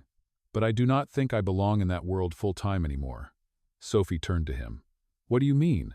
I have been thinking of stepping back for good. Letting the board handle the day-to-day while I focus on the foundation. Maybe even opening something smaller, something for families like ours.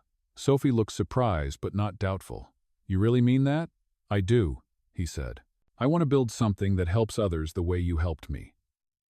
She looked at him, her expression softening. You are serious about this, aren't you? Completely, he said. I spent years pretending to be the man everyone expected me to be. Now I just want to be the man my kids can be proud of. Sophie reached for his hand, her fingers brushing against his. They already are, she said quietly, and so am I. The words hung between them like sunlight filtering through the clouds.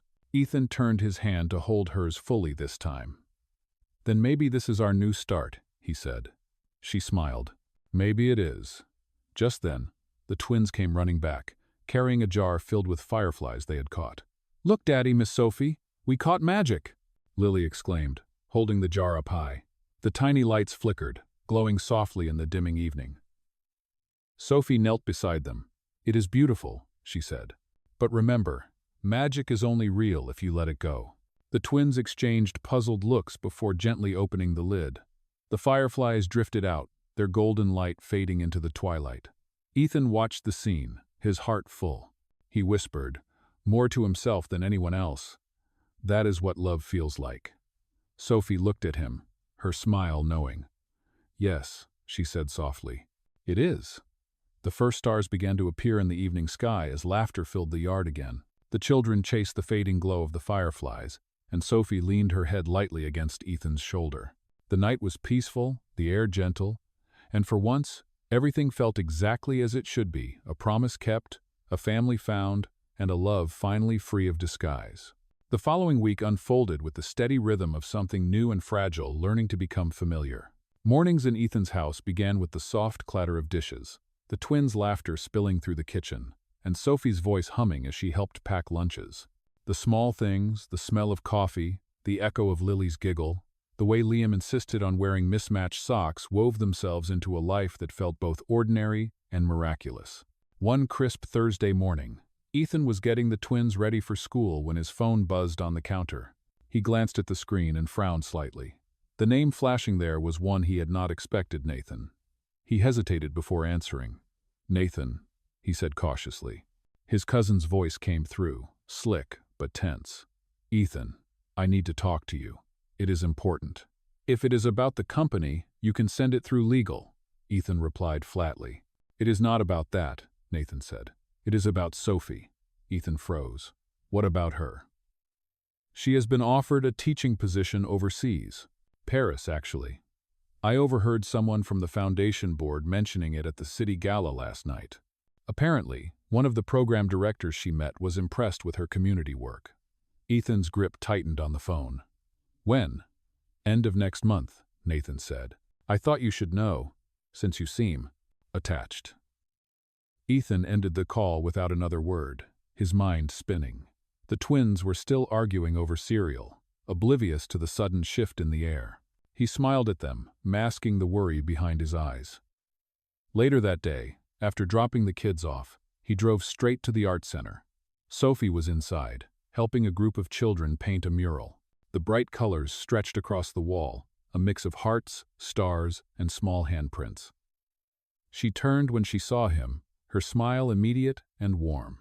Hey, I did not expect you. I was in the neighborhood, he said lightly, though his voice betrayed something heavier. They talked for a few minutes about the kids and the mural before he finally asked, Sophie, did you get a job offer? She blinked, surprised. You heard. Nathan mentioned it, Ethan said quietly. Paris? She hesitated, brushing a strand of hair from her face. It is true. The offer came through the foundation last week. It is a teaching program that combines art therapy and education. It is everything I have always wanted. He nodded slowly, trying to keep his tone even. That is incredible. It is, she said softly, studying his face. But it is complicated. Because of us, he said. She did not answer immediately, but the look in her eyes was enough. Ethan, this is not about choosing one life over another, she said gently. It is about figuring out where I belong. For the first time in years, I feel like I have choices. I understand, he said. But I do not want to lose you again. You will not, she said, though her voice trembled slightly. Whatever happens, what we have built, it does not disappear. The conversation ended with a long silence, both of them knowing that love sometimes meant letting go, even when it hurt. Over the next few days, things felt different. Sophie was quieter, thoughtful. Ethan tried to stay strong for the twins, who adored having her around, unaware that their time together might soon change. One evening, while Sophie helped Lily with her art project at the dining table, Ethan watched them from the doorway. Lily was gluing bits of colored paper into a collage shaped like a family tree. See, Miss Sophie, Lily said proudly. This is you, right here. She pointed to a small cutout of a woman with brown hair beside Ethan's in the twins' drawings. Sophie smiled softly. That is very sweet, Lily. You are part of our family, Lily said firmly. Sophie's throat tightened. That means a lot to me, sweetheart. Ethan stepped closer, resting a hand on Lily's shoulder. You are right, kiddo. Families are not just about who you are born to. They are about who stays. That night, after the twins were asleep, Sophie and Ethan sat on the porch under the pale glow of the porch light. The air was cool, the sound of crickets filling the quiet. You are really going to take it, aren't you? Ethan asked. Sophie looked down at her hands. I do not know. Part of me wants to stay, but another part knows that if I do not go, I might always wonder what could have been. And if you go? He asked. Then maybe I will finally learn who I am without running from the past, she said softly. Ethan took a deep breath, fighting the ache in his chest. I do not want to hold you back. I thought we were finally getting it right. Sophie reached for his hand. We are. But maybe getting it right means trusting that what we have is strong enough to survive distance. That is a big maybe, he said with a faint, sad smile. Life is full of maybes, she replied. You taught me that. The wind stirred the trees, carrying the faint scent of rain. Ethan looked at her, memorizing every detail, the way the porch light traced the edges of her face, the gentleness in her eyes. Whatever happens, he said quietly, Promise me something." "What?" she asked.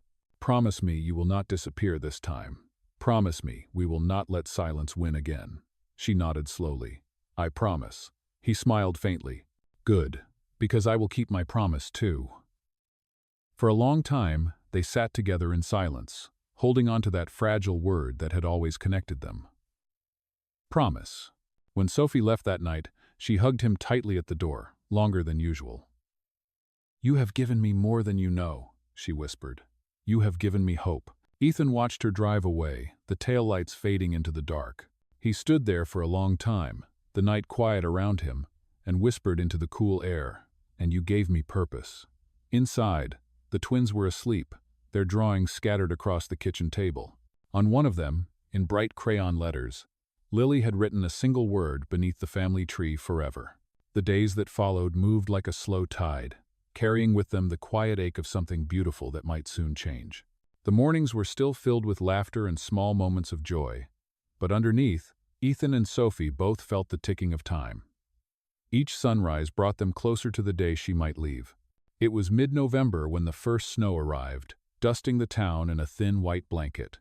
The twins ran outside in their coats, squealing as they tried to catch snowflakes on their tongues. Sophie stood at the window, watching them with a soft smile that did not quite reach her eyes. Ethan came up behind her, handing her a mug of hot cocoa. "You would think they had never seen snow before," he said quietly. Sophie smiled faintly. "Everything is magical when you are their age." "It still can be," Ethan said, watching her carefully. She glanced up at him, her eyes lingering. "Ethan," she said gently, "I told the foundation I need more time to decide." He nodded slowly. "And what are you thinking?" "That I have never been this happy," she admitted. "But happiness and purpose are not always the same thing." "Maybe they can be," he said. "If you let them." She looked away, unsure how to answer. The rest of the day passed in soft moments, snow angels, hot chocolate, laughter. That evening, after the twins were asleep, Ethan found Sophie sitting on the porch steps, bundled in a blanket, staring at the quiet snow. "Could you ever live without regrets?" she asked softly, not turning to look at him. "I do not think anyone really can," he said. "But I think you can choose which ones are worth living with." "And which ones would you choose?" she asked. Ethan sat beside her, the cold air brushing against their faces. "If you left, that would be one," he said. Sophie exhaled, her breath a cloud in the night. "You make it hard to walk away." "That is because I am not trying to stop you," he said. "I am trying to give you reasons to stay." She turned to him, finally, her eyes searching his. "And what if those reasons are not enough?" He smiled sadly.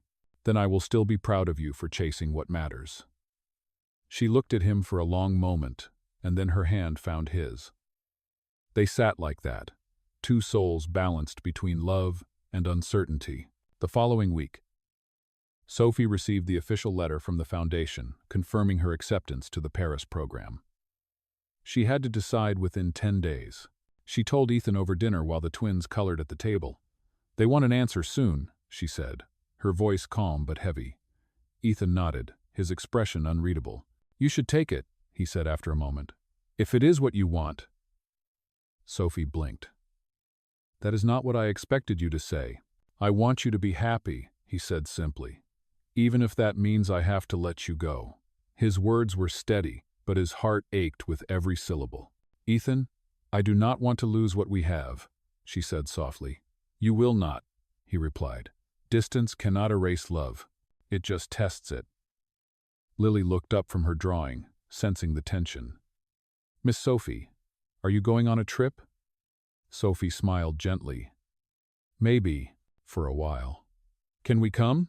Liam asked eagerly. Sophie laughed softly, shaking her head. "Not this time, sweetheart. But I will write to you every week, I promise." "You better," Lily said, pointing a crayon at her. "We will miss you too much." Sophie reached over and kissed the top of the girl's head. "I will miss you more." That night, after the twins were in bed, Ethan walked Sophie to her car. The air was cold, the sky filled with falling snow. "When do you have to tell them?" he asked. "Next Friday," she said. "Then I guess we have a week," he replied quietly.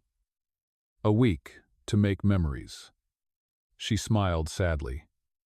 Ethan, even if I go, those memories will not fade.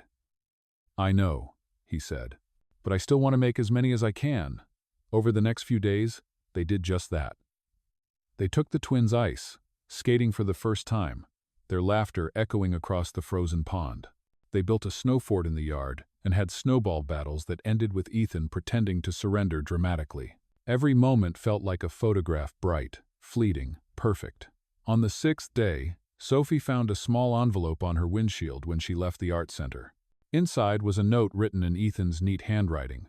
It read, "Meet me at the lake tonight. The kids are with my sister." When she arrived, the world was quiet under a blanket of snow.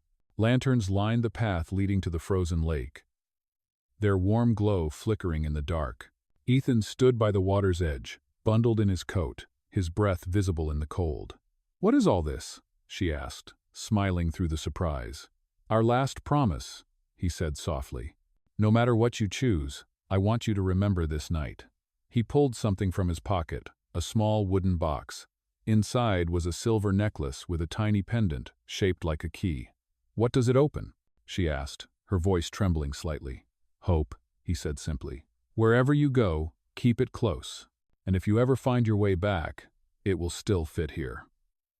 He pointed to his chest, over his heart. Tears filled her eyes as she whispered, "Ethan." He smiled, his voice barely above a whisper. "Go chase your dreams, Sophie, and know that you are mine no matter how far you go." She stepped forward, her gloved hand brushing his cheek. "And you are mine," she said. Snow fell softly around them as she rested her forehead against his. For that moment, time stood still, two hearts, one promise, and the quiet understanding that love sometimes means letting go. When they finally pulled apart, Sophie whispered, "I will come back." Ethan nodded. "I will be waiting." The snowflakes swirled between them as she turned to leave, the lanterns glowing like a path of light guiding her forward. Behind her, Ethan stood alone by the frozen lake, watching her disappear into the white, knowing that sometimes love's greatest strength is not in holding on, but in believing it will return. The morning Sophie left was painted in shades of silver and blue, the kind of winter dawn that made everything look suspended between night and day. Ethan stood in the driveway with the twins bundled in their coats, their small breaths forming clouds in the cold air. The car engine hummed softly as Sophie loaded the last of her luggage into the trunk. Lily clung to her leg, eyes brimming with tears. "Do you really have to go, Miss Sophie?" she whispered. Sophie knelt down, brushing a tear from the girl's cheek. "Just for a little while, sweetheart. I have to go teach some other children who need me. But I will write to you every week, just like I promised." "Can we write back?" Liam asked, his small voice trembling. "You better," Sophie said, smiling through her own tears. "And I expect pictures of every snowman you build." The twins giggled a little, though their smiles were wobbly. Ethan stood nearby, his hands deep in his coat pockets, trying to keep his composure. When Sophie straightened, their eyes met. For a moment, everything around them went quiet, the air, the snow, even time itself. "You will take care of them," she said softly. "Always," he replied. "And you will take care of yourself." "I will," she promised. She stepped closer, reaching into her coat pocket. "I want you to have this," she said, pressing something small into his hand. It was a folded piece of paper tied with a blue ribbon. "Do not open it until you miss me too much," she said. He gave a faint smile. "That might be sooner than you think." Sophie leaned forward, her forehead resting briefly against his. "Then promise me you will not stop building the life we started." "I promise," he whispered. The sound of the taxi driver clearing his throat broke the spell. Sophie hugged the twins one last time, then stepped into the car. Ethan waved as it rolled down the street, his heart heavy but steady. Lily waved until the car disappeared from view, then turned to him. "Daddy, will she come back?" Ethan knelt beside her, pulling both children close.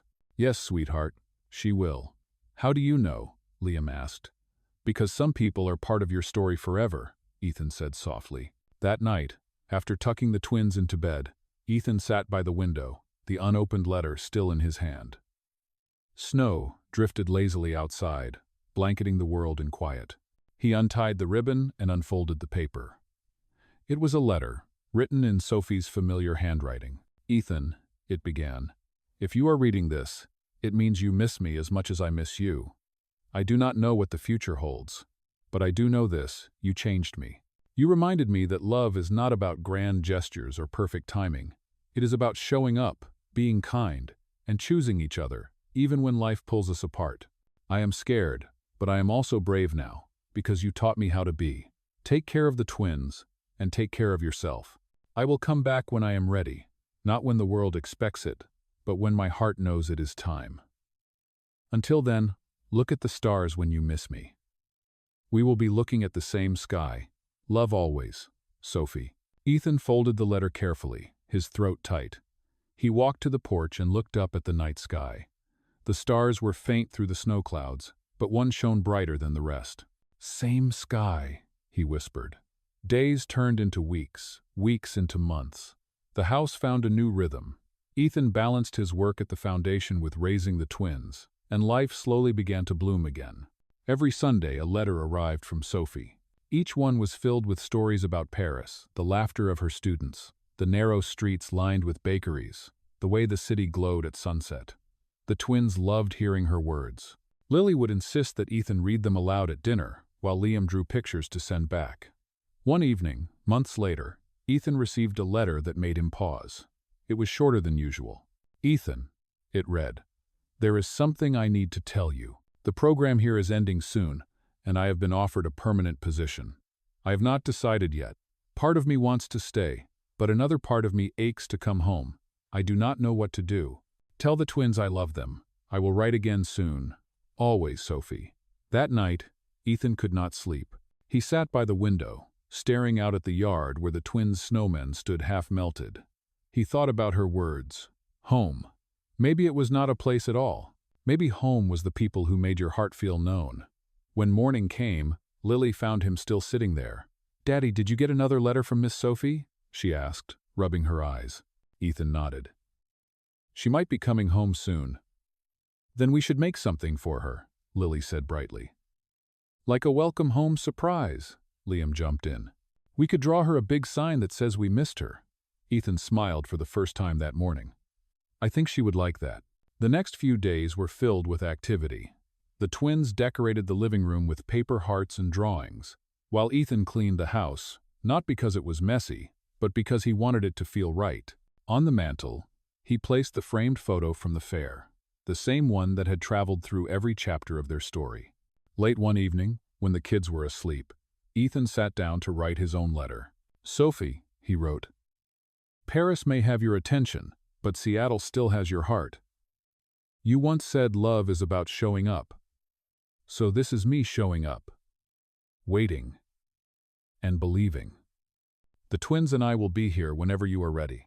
The door will always be open, the pancakes will always be warm, and our promise will never fade." He sealed the letter and placed it on the table, ready to send in the morning. As he turned off the lights, he glanced out at the falling snow and whispered, "Come home soon." In the quiet house, the faint echo of Sophie's laughter seemed to linger, as if love itself had promised it would never really leave. Spring arrived slowly, melting away the last of the winter frost, and bringing color back to the city. The days grew longer, the air softer, and with every sunrise, Ethan found himself thinking of Sophie more.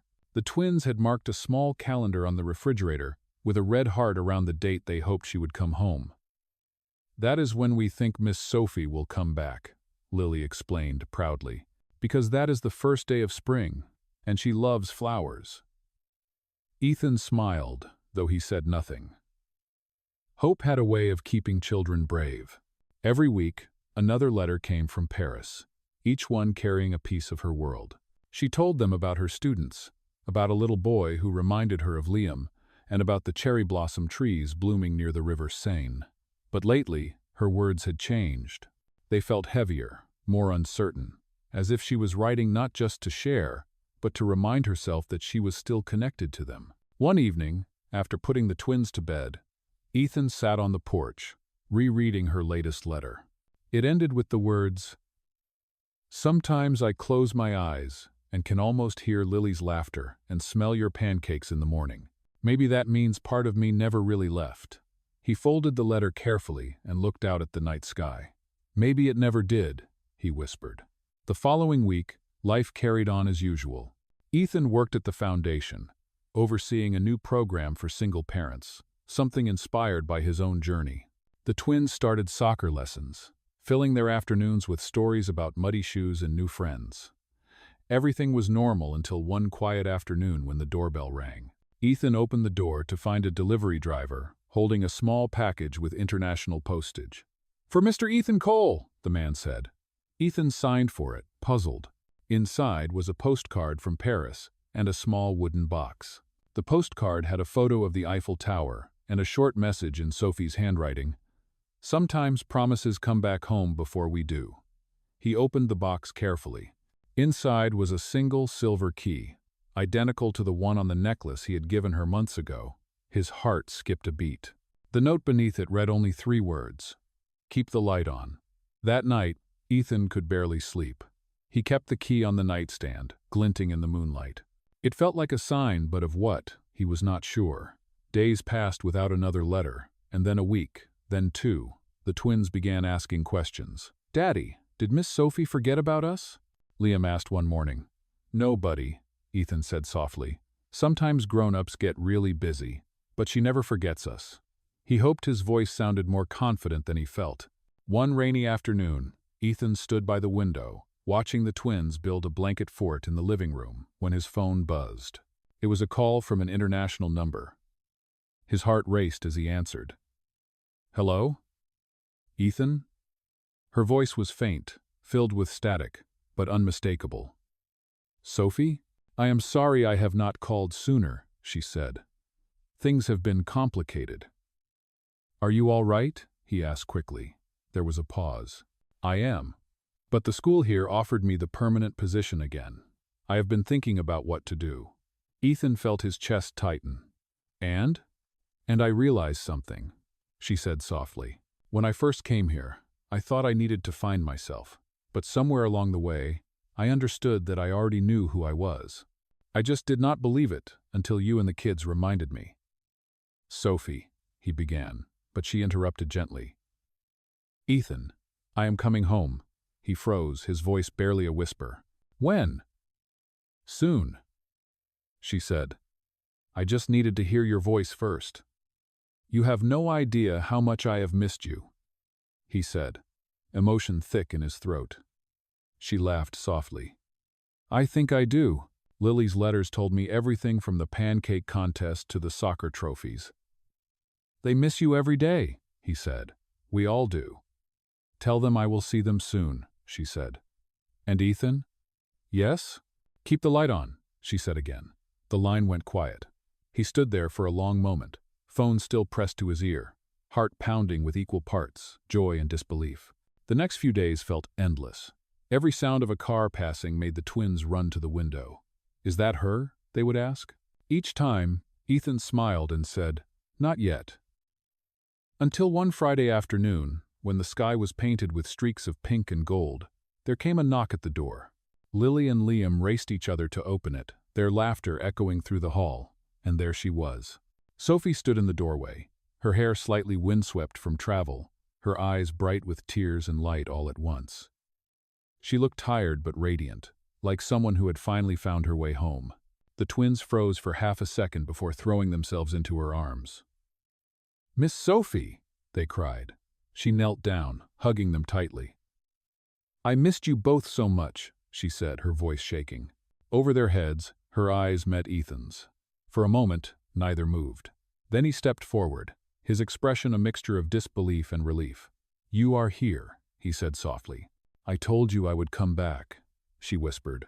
He smiled, the faintest trace of tears in his eyes. "You kept your promise." "So did you," she said. He reached into his pocket, pulling out the small silver key she had sent. "You forgot something." She laughed through her tears. "No," she said. "I wanted to see if you would hold on to it." "Always," he said. The twins clung to Sophie's arms as she stood, her smile radiant. "Does this mean you are staying?" Lily asked, her eyes wide with hope. Sophie looked at Ethan, then back at the twins. Yes, she said. This time, I am home for good. Outside, the spring wind rustled through the trees, carrying the scent of new beginnings. And as they stood together in the doorway, laughter filling the air, the porch light glowed softly behind them, the same light Sophie had told him to keep on, still shining, still waiting, still keeping its promise. The first few days after Sophie's return felt like a dream that none of them wanted to end. The twins followed her everywhere, asking 100 questions about Paris, and insisting she teach them how to say bonjour and merci with the perfect accent. Ethan watched them from across the room, his heart full, the house once again alive with laughter and warmth. It was as if color had returned to every corner of their lives. On the third morning, Ethan found Sophie in the kitchen, wearing one of his old sweaters and pouring coffee. The simple sight of her there, moving around like she had never left, filled him with quiet joy. "I could get used to this again," he said softly. She turned, smiling. "You mean me stealing your coffee?" "I mean everything," he replied. She looked down at her mug, her smile shy. "It feels strange," she admitted, "coming back after so long. Part of me worried the kids would not even remember me." "They never stopped talking about you," Ethan said, "and neither did I." She looked up at him, her eyes soft. "You really kept the light on." "You told me to," he said, smiling faintly. "And besides, it was never just a light, it was hope." That evening, they celebrated her return properly. Lily insisted on making pancakes, even though it was dinner time. "It is tradition," she declared, her little hands covered in flour. Sophie laughed and helped her mix the batter, while Ethan flipped the pancakes with exaggerated seriousness, earning laughter from both kids. When they sat down to eat, the table was filled with the smell of syrup, cinnamon, and warmth. Sophie looked at them all, her chest tightening with gratitude. "I missed this," she said. "I missed all of you." "We missed you too," Liam said, his mouth full of pancakes. "Especially Daddy. He kept looking at the sky every night like you were living on the moon." Ethan chuckled, but Sophie's eyes glistened with emotion. "Well," she said softly, "now I am back on Earth." After dinner, they all gathered in the living room to watch an old animated movie. The twins fell asleep halfway through, curled up together under a blanket. Ethan carried them to bed, tucking them in carefully. When he returned, Sophie was standing by the window, looking out at the night sky. The moonlight spilled across her face, making her look ethereal. "They look so peaceful when they sleep," she said. "They get that from you," Ethan replied. She turned to face him, her voice quiet. "I forgot how much I missed this house. The creak in the stairs, the sound of the rain on the roof. I thought leaving was the brave thing to do, but maybe coming back was." "Sometimes courage is not about going somewhere new," Ethan said softly. "Sometimes it is about choosing to stay." Sophie smiled faintly. "You always know what to say." "Only because I have had time to practice," he teased gently. "I had months to think about what I would tell you if you ever came back." "And what did you decide?" she asked. He stepped closer, the distance between them shrinking. "That I would not waste another moment pretending I do not love you." Her breath caught. "Ethan, you do not have to say anything," he said quickly. "I just needed you to know." She reached up, her hand brushing his cheek. "I already knew," she whispered. "I just needed to hear it." He took her hand gently, pressing it against his chest. "This is where you belong, Sophie. With us. With me." "And what if I mess it up again?" she asked softly. "Then we will fix it together," he said. "That is what families do." She smiled, tears slipping down her cheeks. "I never thought I would get this kind of love," she said. "The kind that forgives, that stays." "You deserve it," he said. "All of it." They stood there in the quiet, the soft hum of the night surrounding them. Outside, the wind rustled the trees, and somewhere down the street, a dog barked. Life went on, ordinary and extraordinary, all at once. Sophie leaned her head against his shoulder. "When I was in Paris," she said softly, "I used to imagine moments like this. Simple, calm, safe. I thought maybe I was chasing the wrong kind of dream." "You were chasing yourself," he said. "And now you found both you and us." She looked up at him, her voice barely above a whisper. "You know what the first thing I thought when I saw you at the door was?" "What?" that you looked exactly the same. Except your eyes, they looked like someone who had learned how to forgive. Ethan smiled. Maybe I did. And forgive yourself too? She asked. He hesitated, then nodded. I am learning. She smiled, brushing away her tears. Then we are both learning. As the night deepened, they sat together on the couch, the movie still playing softly in the background. The glow from the TV flickered across their faces, casting shadows that danced like memories. For the first time in what felt like forever, Ethan felt complete. The house no longer echoed with absence. It was filled with laughter, with peace, with love. Later, after Sophie had gone to bed, Ethan lingered for a moment in the quiet living room. He looked at the family photo on the wall, the one from the fair, framed and now slightly faded. He smiled and whispered, "We kept our promise." Then he turned off the lights, leaving only the soft glow from the porch lamp shining outside, the same light that had guided her home, still burning, still faithful, still theirs. Spring melted into summer, and life in the Cole household found a rhythm that felt both new and beautifully familiar. The days began with sunlight pouring through the kitchen windows, and ended with the soft hum of laughter drifting through the hallways. Sophie had started teaching part-time again, this time at a local community center where she combined art and therapy for children who had gone through loss. Every afternoon, Ethan would pick her up after work with the twins in the back seat, waving wildly through the window. "Daddy's here!" Lily would shout, and Sophie's heart would always skip a beat, realizing that home was not a place it was this. Ethan's foundation had also grown in ways he never imagined. The Healing Hands program had expanded statewide, providing resources for families who had fallen through the cracks.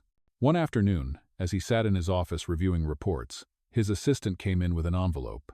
"This just arrived from the mayor's office," she said. Ethan opened it curiously, his eyes widening as he read the letter. The city wanted to recognize his contributions publicly, honoring him and his foundation at the annual community gala. That evening, he told Sophie over dinner. "They want to give me some kind of award," he said, almost embarrassed. "I do not even know if I deserve it." Sophie smiled warmly. "Ethan, you have rebuilt more than just a company, you rebuilt lives, including your own. You deserve it more than anyone." Lily, sitting beside them, tilted her head. "Does that mean Daddy gets to wear a crown?" Liam giggled. "Maybe a shiny medal," Ethan laughed. "No crown, no medal. Just a suit and maybe a speech I have no idea how to write." Sophie reached across the table, her hand brushing his. "Then let me help you write it. You are good at telling stories, Ethan. You just do not realize it yet." In the days that followed, Sophie helped him draft his speech. They worked late at the kitchen table after the twins were asleep, surrounded by notebooks and coffee mugs. "Start with the truth," Sophie said one night. "Tell them what this really means to you." Ethan leaned back in his chair, thinking.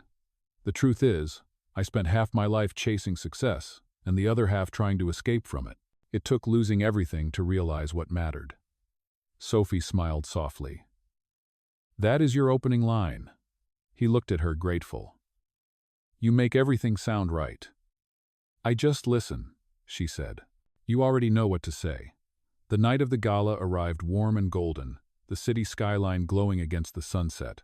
Sophie wore a soft blue dress that shimmered in the light, and the twins insisted on giving her a flower bracelet they had made themselves. "You look like a princess," Lily said proudly. Sophie smiled, bending down to hug her. "Then what does that make you?" "The royal pancake makers," Liam declared, and the whole room burst into laughter.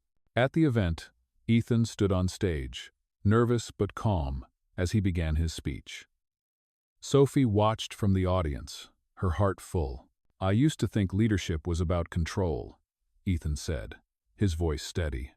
"About power, about winning. But real leadership is about service. It is about learning that every person, no matter how broken, has something to give. I learned that from my children, who taught me joy. And I learned that from someone who taught me how to see people, not just problems." His eyes found Sophie's in the crowd, and for a moment, the whole room disappeared. "Her kindness reminded me that love is not about status or wealth. It is about showing up for each other, again and again." Sophie felt tears prick her eyes. The audience applauded, and Ethan's voice grew softer. "This award is not mine alone. It belongs to every person who believed that kindness can heal the world. And it belongs to my family, who showed me what home truly means. When the ceremony ended, people came up to congratulate him, but Ethan's focus was only on Sophie and the twins.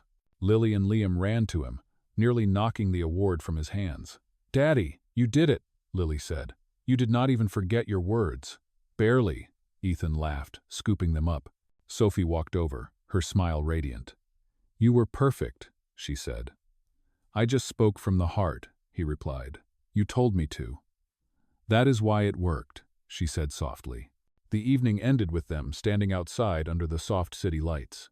The twins were chasing each other near the fountain, their laughter echoing through the plaza. Sophie leaned against Ethan's shoulder, the sound of the water mingling with the distant hum of the city. "Do you ever think about how far we have come?" she asked. "Every day," he said. "Sometimes it feels like a different lifetime." "It was," she said. "We had to lose that life to find this one." Ethan looked at her, his voice gentle. "And would you change anything?" Sophie thought for a moment, then shook her head. "Not one thing. Every mistake, every heartbreak, it all led us here." He reached for her hand, threading his fingers through hers. "Then maybe this is what it means to finally be home." She smiled, her voice soft. "No, maybe about it." As they walked toward the car, Lily looked up at them. "Daddy, Miss Sophie, are we a real family now?" Ethan stopped, kneeling down to look her in the eyes. "We always were, sweetheart. We just needed time to find our way." Lily smiled, satisfied with that answer, and took Sophie's hand. "Then can we get ice cream to celebrate being a family?" Sophie laughed. "How could we say no to that?" Ethan grinned. "You cannot argue with royalty." As they walked down the street together, hand in hand, the city lights shimmered around them. For the first time, Ethan felt not like a man trying to make up for his past, but like a man fully living his present, surrounded by the people who made his world whole again.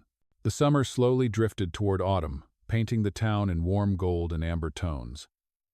The rhythm of life in the Cole household had become beautifully steady. Ethan would wake early to make breakfast. Sophie would pack the twins' school lunches, and evenings would end with stories, laughter, and the comforting sound of rain against the windows. But beneath all the contentment, something new was beginning to stir. A quiet realization that the life they had built together had become permanent, not just a happy chapter, but a future. One Sunday morning, Sophie stood in the kitchen flipping pancakes, while Lily and Liam sat at the table, covered in glitter and glue from their latest school project. "We are making invitations," Lily announced proudly.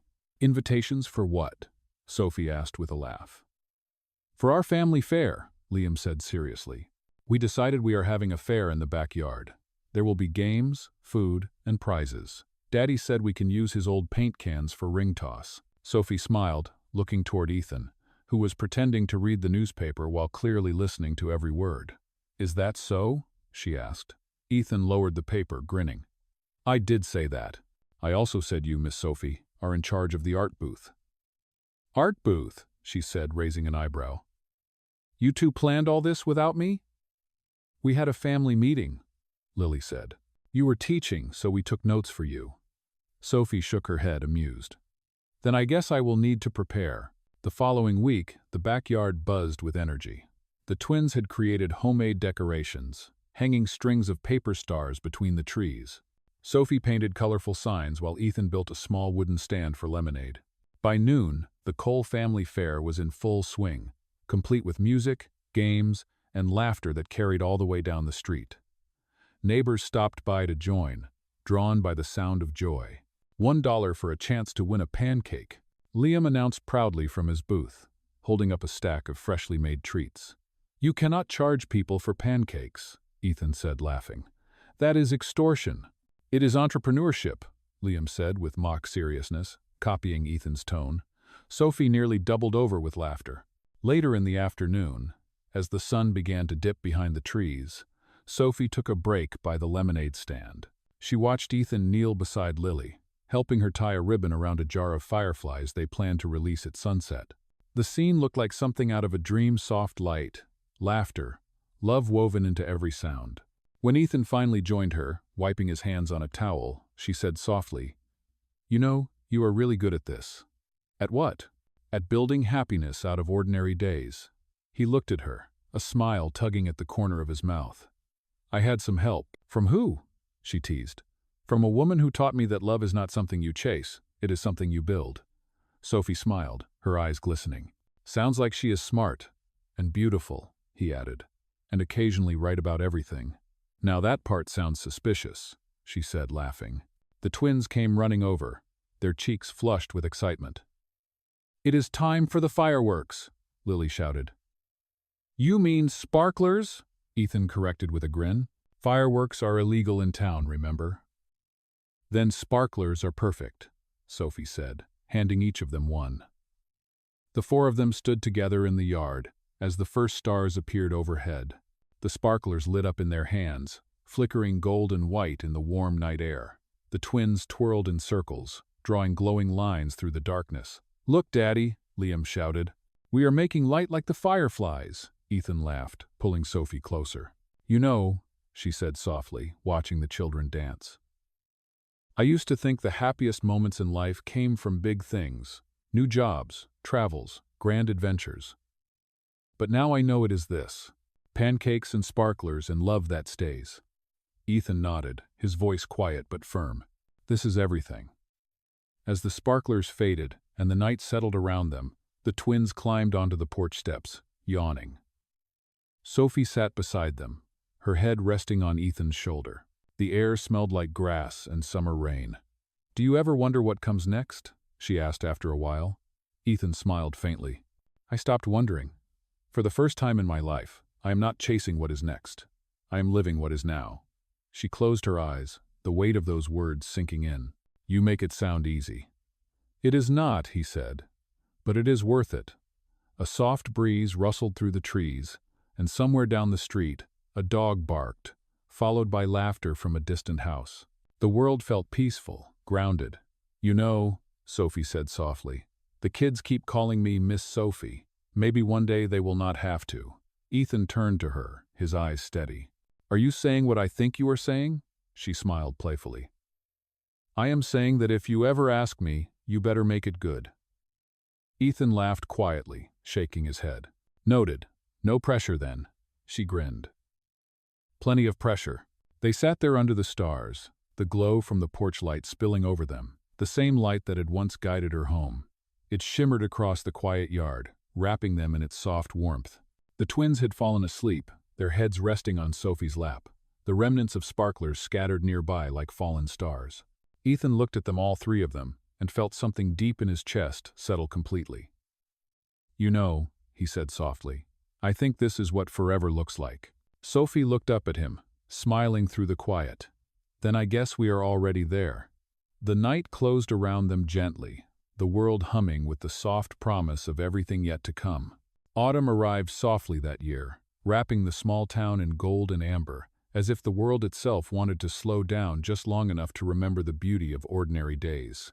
The coal house was full of warmth, pumpkin-scented candles, laughter echoing through the hallways, and the sound of the twins chasing each other through piles of leaves in the yard. Sophie watched them from the porch, her hands wrapped around a mug of hot cider, her smile peaceful and certain. Ethan stepped out beside her, carrying a small wooden box. What is that? She asked, tilting her head. You will see, he said, grinning. He placed the box on the porch railing and opened it.